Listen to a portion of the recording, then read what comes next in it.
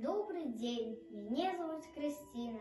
Я удзельніца фальклорнага калектыву «Сакавечкі» Бягомскай дзіцячай школы мастацтваў. І зараз я распаведаю, як выглядае скарб маіх продкаў.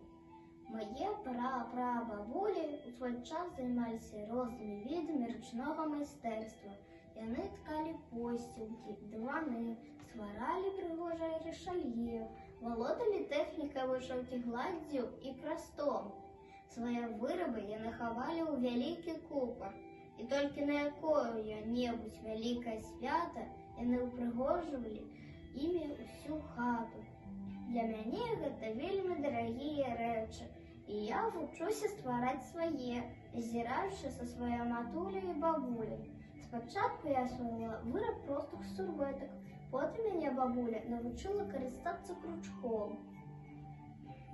У свой вольны час я пляту па крузе, пяцелька за пяцелькай, і думаю, што скарб маіх продкаў захаваецца на доўгі час, бо нітачка, якая нас аб'ядноўвае, з кожным пакаленнем толькі крапчэе.